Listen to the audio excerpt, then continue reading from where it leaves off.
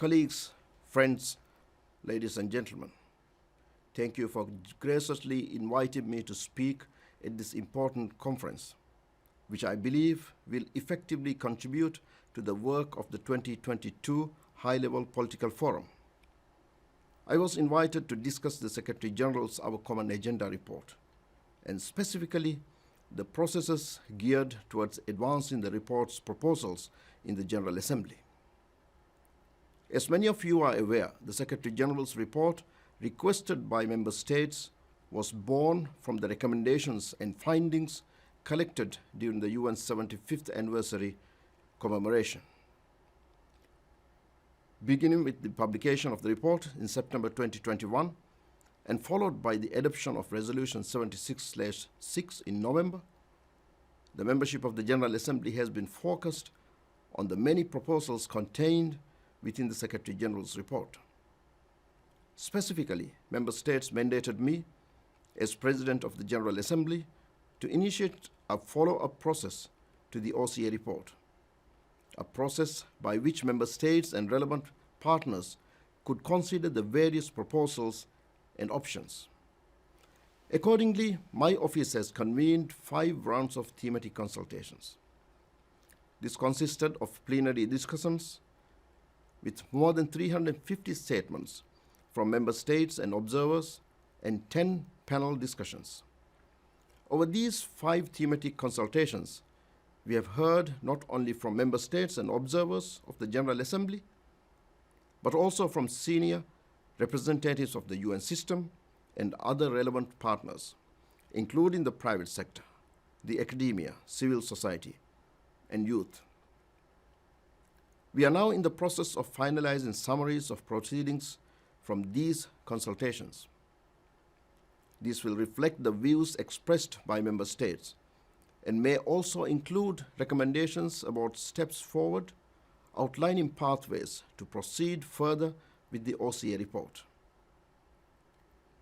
Ladies and gentlemen, with regard to the specific theme of this conference, on people-centered governance in a post-pandemic world, I mentioned that during those OCA thematic consultations, delegations echoed the Secretary General's call for a new global deal that redresses inequalities and rebalances resources.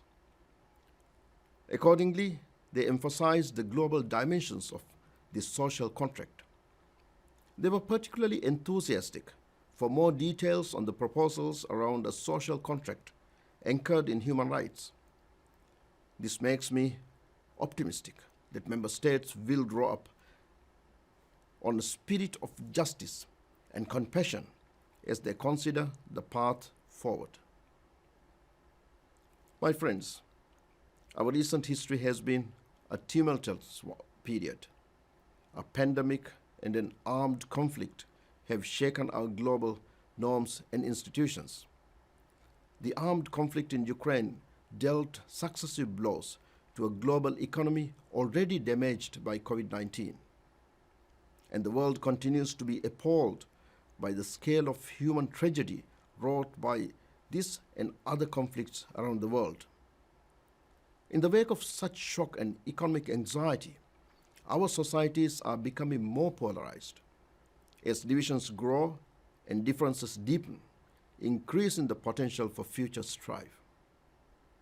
Rarely has the need to promote peace, justice, and inclusive societies been more important. Without them, we cannot achieve any of our sustainable development goals. We must take concerted action now to reorient ourselves away from this unsustainable and destructive path.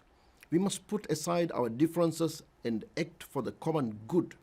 We must strengthen the institutions necessary for our societies to prosper and live in peace in the spirit of SDG16. I believe that the membership of the United Nations system is up to the task.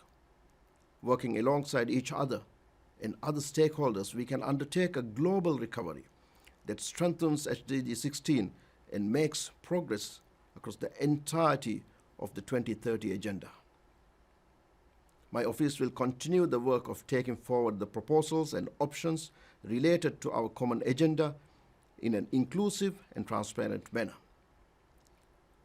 With those sentiments, I wish you a very productive conference, and I thank you.